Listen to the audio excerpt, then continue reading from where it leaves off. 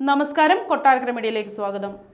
ശ്രീനാരായണ ഗുരു open സർവകലാശാല vice chancellor PA Mubarak പാഷയുടെ രാജി governor Arif Muhammad Khan സ്വീകരിച്ചു. കുസാറ്റ് അധ്യാപകൻ ഡോക്ടർ PP ജഗതിരാജാണ് പുതിയ VC. ഇതുമായി ബന്ധപ്പെട്ട കേസ് കോടതിയുടെ പരിഗണനയിലുള്ളതിനാൽ അന്തിമ തീരുമാനം കോടതി വിധി അനുസരിച്ചായിരിക്കുമെന്ന് രാജ്ഭവൻ അറിയിച്ചു. മുബാറക് പാഷ രാജിക്കത്ത് നൽകിയെങ്കിലും ഗവർണർ സ്വീകരിച്ചിരുന്നില്ല. UGCയുടെ അഭിപ്രായം തേടിയ ശേഷമാണ് രാജി സ്വീകരിച്ചത്.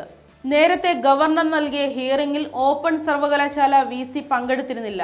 കോടതി നിർദ്ദേശപ്രകാരമാണ് ഓപ്പൺ ഡിജിറ്റൽ, കാലിക്കറ്റ്, സംസ്കൃത സർവകലാശാല VCമാരുമായി ഗവർണർ ഹിയറിംഗ് നടത്തിയത്.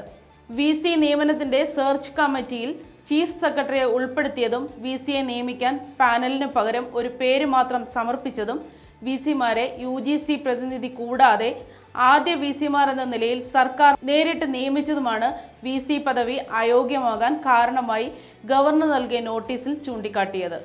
4 VCമാരും അയോഗ്യരാണെന്നായിരുന്നു ഹിയറിംഗിന് ശേഷമുള്ള ഗവർണറുടെ നിലപാട്. ചട്ടങ്ങൾ പാലിക്കാതെ നിയമിച്ച VCമാർ അയോഗ്യരാണെന്ന് UGCയും നിലപാടെടുത്തു. ഡിജിറ്റൽ സർവകലാശാലയുടെ VC നേരിട്ട് ഹയറിംഗിന് ഹാജരായിരുന്നു. കാലിക്കറ്റ് VCയുടെ അഭിഭാഷകനും നേരിട്ട് ഹാജരായി. സംസ്കൃത സർവകലാശാല VCയുടെ അഭിഭാഷകൻ ഓൺലൈനിലൂടെ ഹാജരായി. ഓപ്പൺ സർവകലാശാല VC ഹാജരായില്ല. Kerala KTU, CUSAT, MG, Kannur, Malayalam, കാർഷിക, ഫിഷറീസ്, നിയമ സർവകലാശാലകളിൽ നിലവിൽ VCമാരില്ല. നിയമ സർവകലാശാലയുടെ ചാൻസലർ ചീഫ് ജസ്റ്റിസ് ആണ്. ആരോഗ്യ സർവകലാശാലയിലും വെറ്റിനറി സർവകലാശാലയിലും VCമാരുണ്ട്.